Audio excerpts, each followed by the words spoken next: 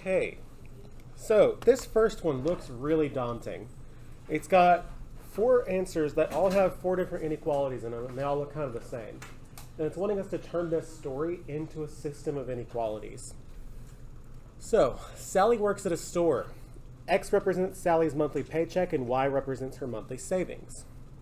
Sally will save at least $20 more than half her paycheck each month, but she can save at most $80 more than 2/3 of her paycheck each month. Her paycheck each month is going to be at least $1,200, but no more than $1,850. Which of these systems of inequalities represents all of those constraints? So, what we got to do is just line by line turn these into at least one set of all of these inequalities. So, starting with the second bullet point down, Sally will save at least. Well, since Y represents her monthly savings, I'm going to write Y is greater than or equal to.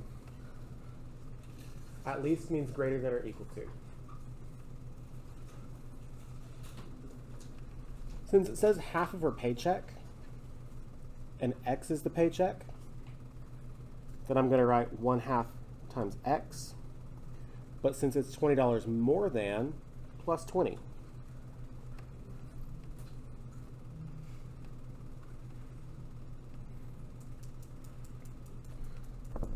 So save at least is Y is greater than or equal to.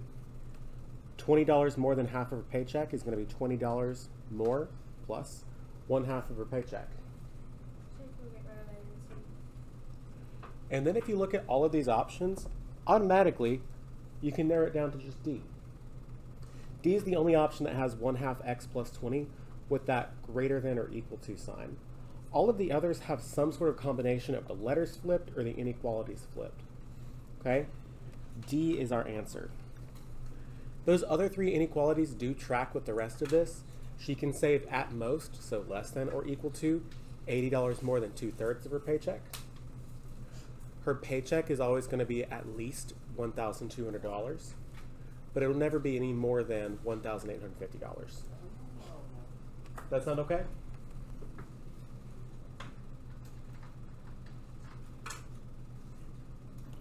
Okay. Moving on down to number 12. This looks a lot like our warm-ups from last week, where it gives us a formula and it wants us to solve for a specific letter. The company uses the formula T equals 581S plus 150P to determine the total cost to purchase S computers and P printers. There you go.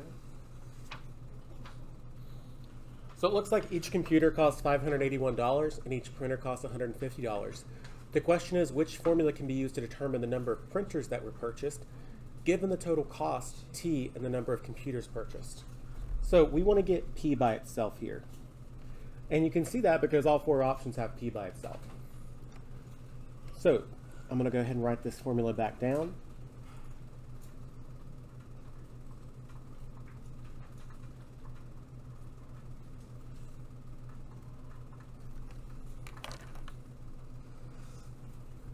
To start solving for P, I'm going to get rid of the other term on the right side by subtracting 581S from both sides. And because I don't know what T is or S is, and they're not like terms, I just have to leave it as T minus 581S equals 150P. Sound okay so far?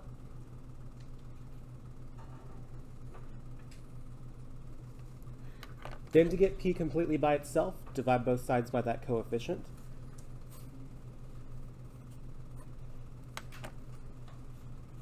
And because I don't know what T or S is, I can't actually do any of that math, so I'm just going to leave it as T minus 581S over 150 equals P. That matches up with answer C.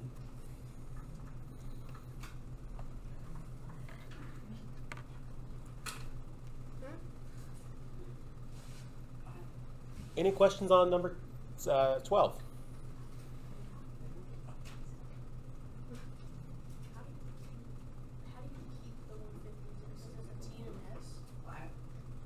How do you keep the 150? Yeah, another fraction. Okay. Because I don't know what t is and what s is, I don't really need to actually divide both of those numbers by 150. You could write this as 150 divided by t, and then see if 581 divided by 150 simplifies the fraction.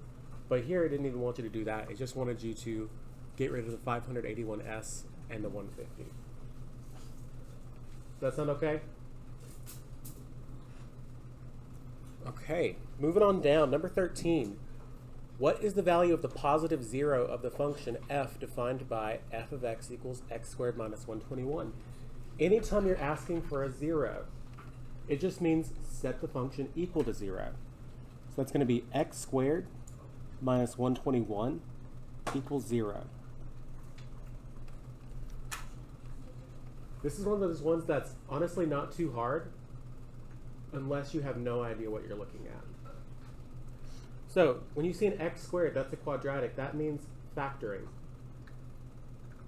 This one looks kind of difficult to factor because it's missing a middle term. Well, that means it's supposed to multiply to negative 121 and add to 0. So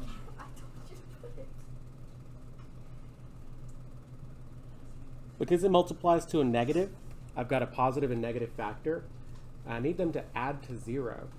Anytime you've got one like this, y'all, be thinking of the square root of 121, which is 11. Your factors are x plus 11 and x minus 11, which gives you solutions of the opposite numbers, x equals negative 11 and x equals positive 11.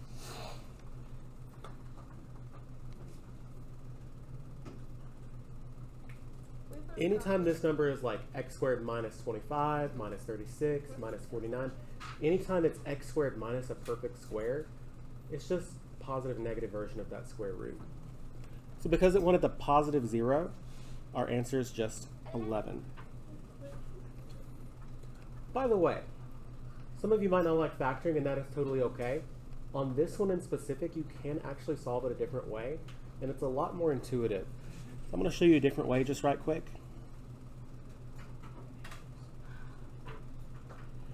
If there's just x squareds, there's no x's, just x squareds, one other thing that you can do to solve this equation is do what you're kind of used to, which is move stuff to the opposite side and get the x by itself. So I'm going to add 121 to both sides. That gives us x squared equals 121.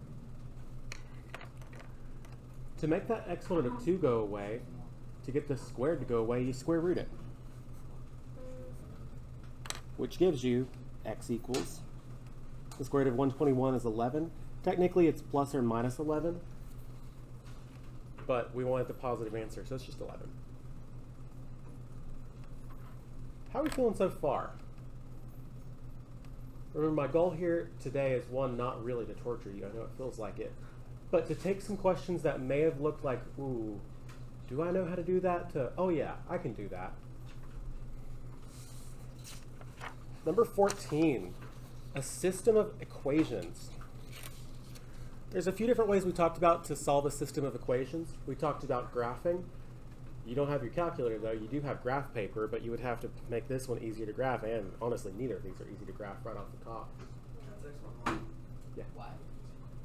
We also talked about elimination, but the best method here is substitution, and that is because that bottom line already has y by itself.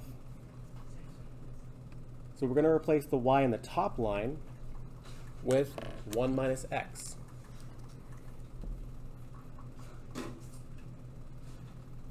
Again, because that bottom line already had y by itself, that's a clear indicator that I should use substitution. So I'm going to rewrite the top line. Originally it said 5x plus 4y equals 1. But instead of 4y, I'm going to write 4 times 1 minus x. Y'all?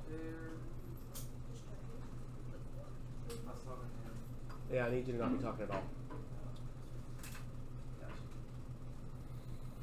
Then, this is pretty easy to solve. You distribute combined like terms. Any questions first before I move on about how I got 5x plus 4 parentheses 1 minus x? Okay, distribute that 4.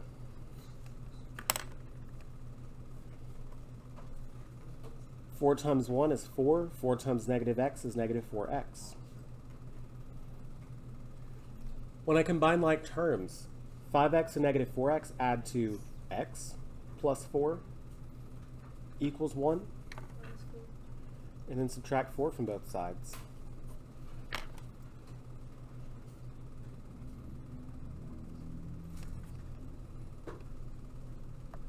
Now be really careful here. Oh yes, negative 3, thank you. Be really careful here. Whenever you've got a system of equations, there are two parts of your answer. You should have x equals something, and you should have y equals something else. But do I care about what y is here? No, because it said, what is the value of x? I already found x. The answer is negative 3. But it would just be 1 minus negative 3. That's a good point. If it had asked for y, it'd be pretty easy to find out 1 minus negative 3 is 4. On that same exact question, I put x equals negative 3. Are you going to count that wrong still? You typed in the x equals? Yeah. Okay, I'll fix that. Any questions on that one, y'all? Okay, here's our last no calculator question. What is the value of the smaller zero of the function? Since we're talking about zeros again, we got to solve by setting it equal to 0.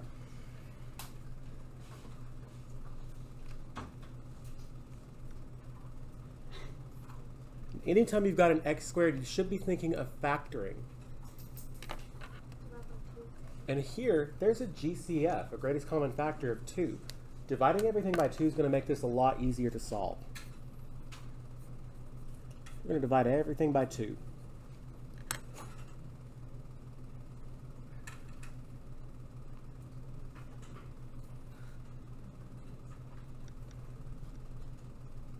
Doing that makes x squared minus 4x minus 12, which is so much easier to factor. Looking for factors of negative 12 to add to negative 4. Those are going to be x minus 6 times x plus 2.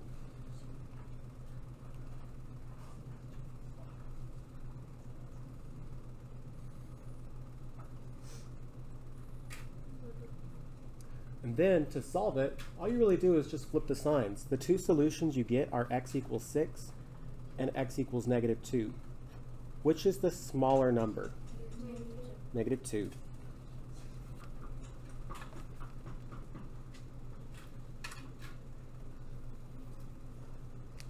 Any questions, y'all?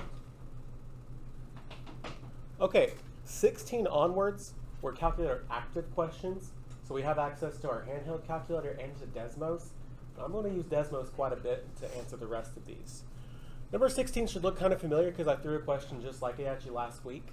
A statistician collected the following data. They plotted them, they looked at the scatter plot, got the line of best fit. They looked at the residuals, which is just how far off each of these points is from the line of best fit, and said, hey, that one point looks really weird compared to all the others. They got rid of it, and then by rerunning that linear regression, getting a new line of best fit, they saw that it fit better. The question is, which point did they throw out? So Desmos is going to make this really easy to figure out.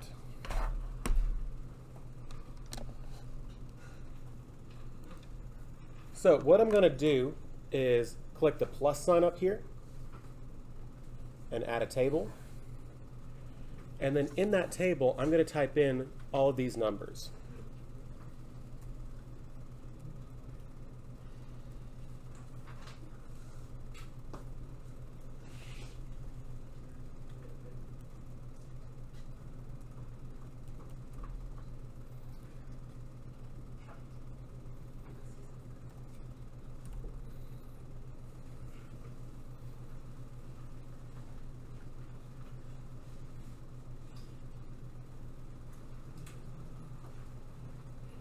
Now, as I was plotting all of those points, you can't see it just because they're all kind of moved out a little bit. But if you either scroll and zoom out, you can see those points. It might also just be easier if you click and drag to move it up. Or don't forget, if you hold down the Shift key, you can scrunch in the axes. I think that's the best way to get a good view of your points. Okay. Which of these points seems like it's kind of off? The one that's kind of off, right? This point 8.2 comma 24.3, that is the answer.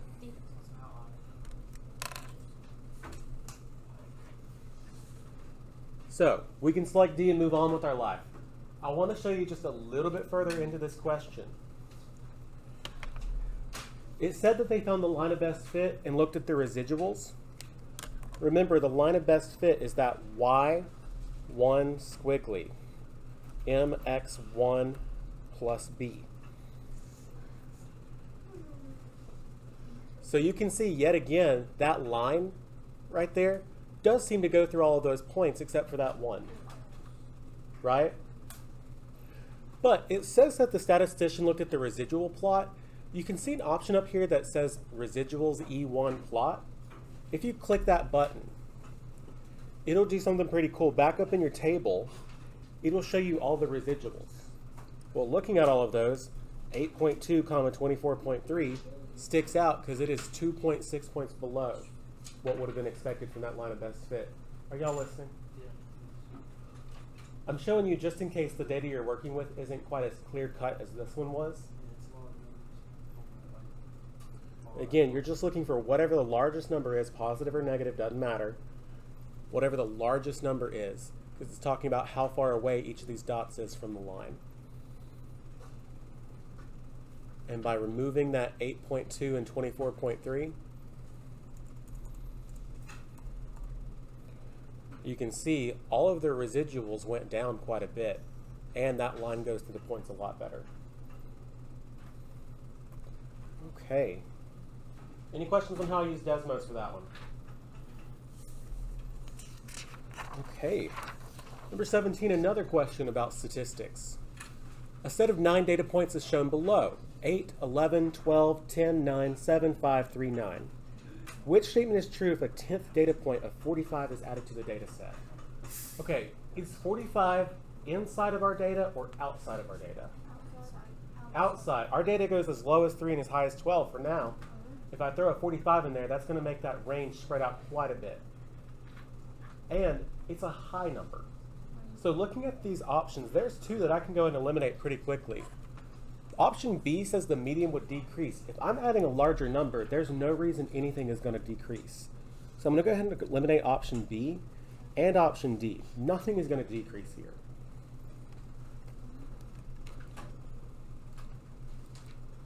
So A says that both the mean and the median are going to increase. C says only the median, or excuse me, only the mean will increase and the median will stay the same. Do remember that whenever you add an outlier, the mean or the average is the one that changes more. The median can change, but not by as much. And we can check that out with Desmos as well.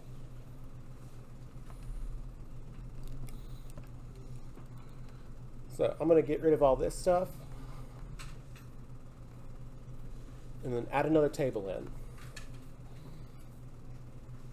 And I'm going to type in those numbers as they are. 8, 11, 12, 10, 9, 7, 5, 3, 9. And then in the next line down, not in the table, but in the next line in Desmos down, guys, in the next line down, if you hit this little keypad option, click Functions, and scroll down to Statistics, you can find the mean and the median. They're the first 2 options. Just click Mean, and then type in X1. Next line down, Median, X1. So the original mean and median were 8.2 and 9. If I go back up to that table and throw in an extra 45, you can see that the mean went up from 8.2 to 11.9. The median did not change. And most of the time, y'all, it'll be that your mean changes, but your median does not. If it does change, it'll be very, very little. So the answer is C. The mean will increase, but the median will stay the same.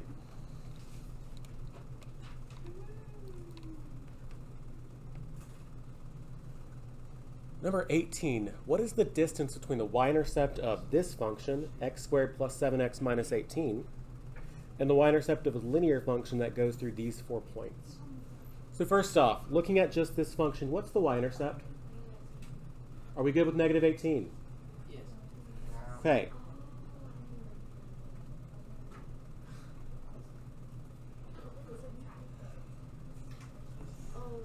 So the y-intercept for that first one is negative 18. So on a coordinate plane, I know that one of these functions goes through negative 18. The other one, I don't know where the y-intercept is. But guess what? Desmos can make that a lot easier for me. When I go back to Desmos, I'm going to clear out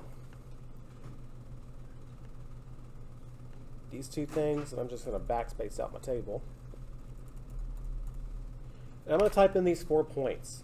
Negative 5, 10, 25, 60, and 2, 11, 20, and 41.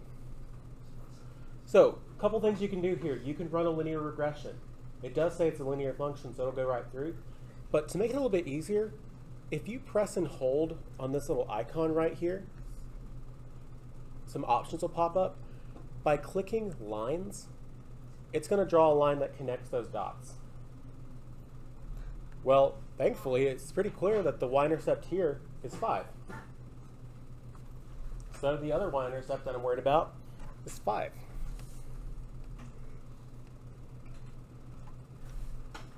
So yeah, I've got one function that looks like a line. And I've got another function that looks like a parabola. I didn't actually draw it yet, but this is what it looks like. But I'm not too worried about what they look like. I'm worried about the distance. How many steps from negative 18 do you have to take up to get to 5? 23 steps. The answer is just 23.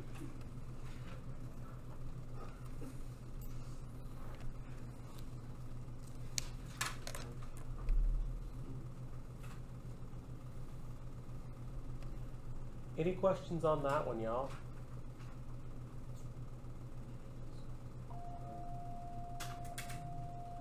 Okay, we got 2 more. Number 19. As I walked around and saw some papers, I saw that we solved this by distributing 2, combining like terms. Does that sound good? Cool. So, to solve this, I'm going to start by distributing the 2. So 2 times x and 2 times 8 is going to give me 2x plus 16 minus 4x equals 10x plus 4. And then we can combine our like terms on the left side. 2x and negative 4x add to negative 2x plus 16 equals 10x plus 4.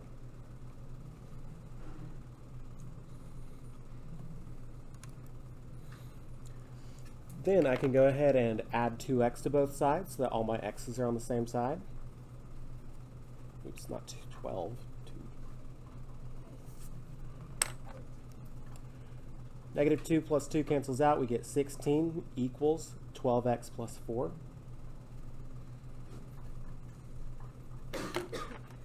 Then subtract 4 from both sides and we're almost done.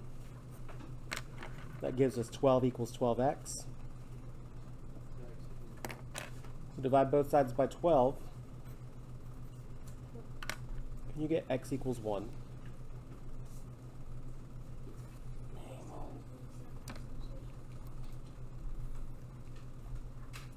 Now, that is all great and everything, but there is an easier way. And it's on Desmos again. How we're going to do this on Desmos is if you just take each of these and type y equals 2 times x plus 8 minus 4x and y equals 10x plus 4.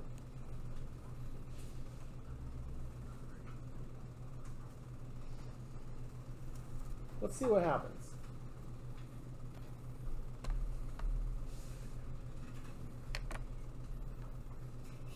Y equals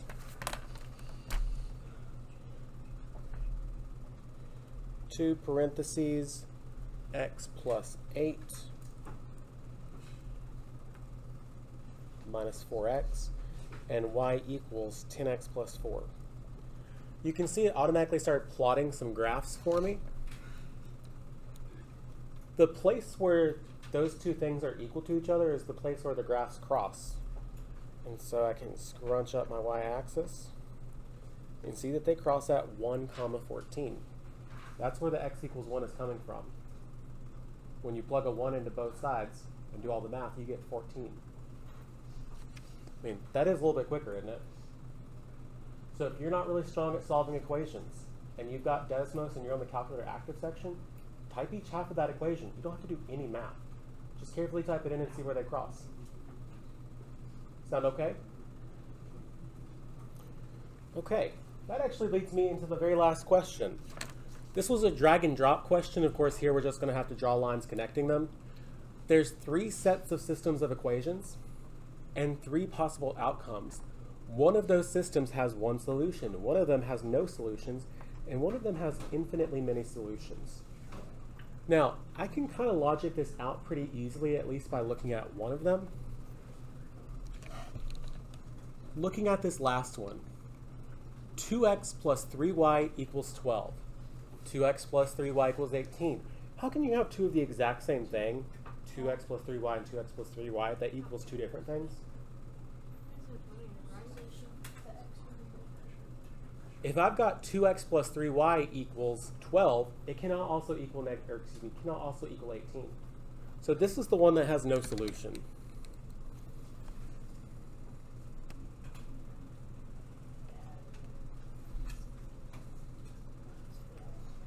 I can verify that pretty easily on Desmos.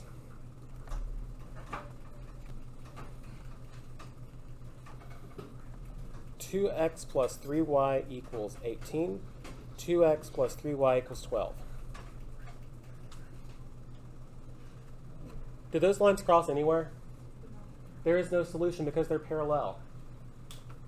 So, that last one, the 2 lines that you get, are just 2 parallel lines that will never cross.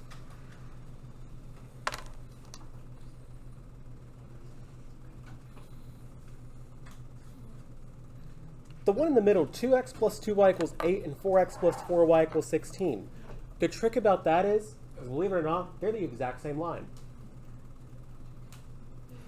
Because the top line is just half of the bottom line. If I had doubled 2x and 2y and 8, that would still be balanced, and I would get 4x, 4y, and 16. When I look at the graphs, I would see 2x plus 2y equals 8 looks something like this. 4x plus 4y equals 16 looks something like this. It's the exact same line. Because we're talking about where they cross, and it's the exact same line, they're crossing infinitely many places. So there's infinitely many solutions. The first one, 2x, 2y, 16, 4x, 3y, 27. If you plot those, you would see one line that looks like this, and another line that looks like this. They actually cross in just one place.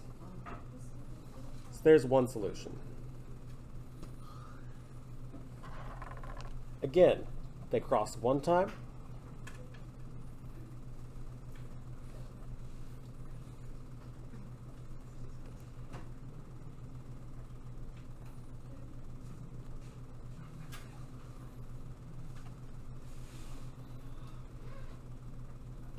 The middle one is crossing infinitely, and the last one will never cross.